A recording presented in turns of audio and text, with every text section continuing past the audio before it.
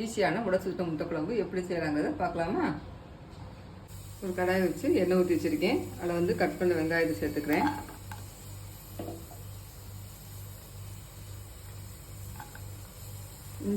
இஞ்சி பூண்டு வந்து இஞ்சி கொஞ்சோண்டு ஒரு 7-8 பல் பூண்டு வந்து ஊற்றி வச்சுருக்கேன். அதையும் சேர்த்துக்கிறேன்.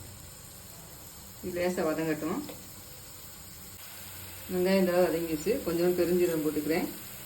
லேசாக வதக்கிட்டு அதுக்கிட்ட கட் பண்ண தக்காளி வந்து சேர்த்துக்கிறேன். மீடியம் சைஸில் 2 தக்காளி கட் பண்ணி வச்சுருந்தேன், அதை சேர்த்துக்கிறேன்.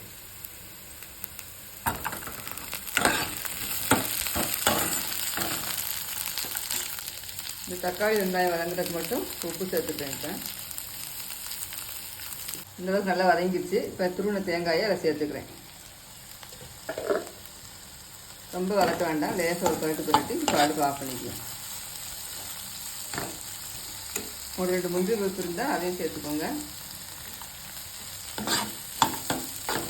இப்போ அடுப்பு ஆஃப் பண்ணிடுறோம். கிராம்பு எல்லாம் போட்டு தாளிச்சிக்கலாம். அதில் ஒன்று போட்டிருக்கேன். கொஞ்சம் வெடிக்கட்டும். நல்லா பொரிஞ்சிருச்சு. இப்போ வெங்காயம் சேர்த்துக்கிறேன்.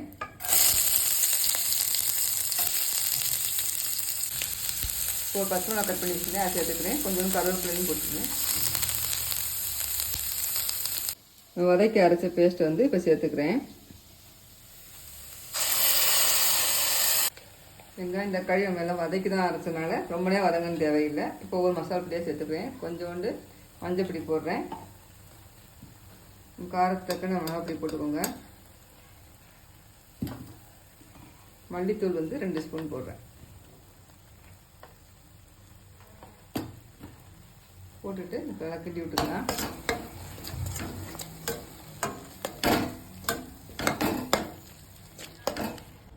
உப்பு சேர்த்துக்கிறேன்.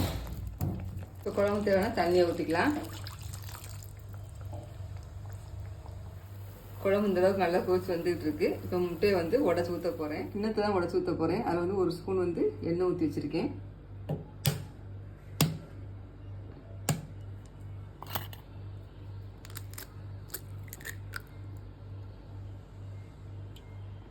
எனக்கு வந்து ரெட்டைக்கரு முட்டை கிடச்சிச்சு. அதை வச்சு தான் இப்போ உடச்சி ஊற்றின முட்டை குழம்பு வந்து செஞ்சிட்ருக்கேன். இப்போ அடுப்பை வந்து சிம் பண்ணிவிட்டு ஊற்றிக்கலாம்.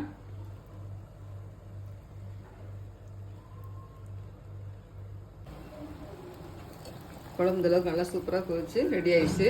இதுக்கப்புறம் சேர்ந்து உடையாமல் நல்லா வந்திருக்கு. இப்போ அடுப்பை வந்து ஆஃப் பண்ணிக்கிறேன். கொஞ்சோண்டு மல்லி இலை தூவிக்கலாம். சூப்பரான முட்டை குழம்பு ரெடி.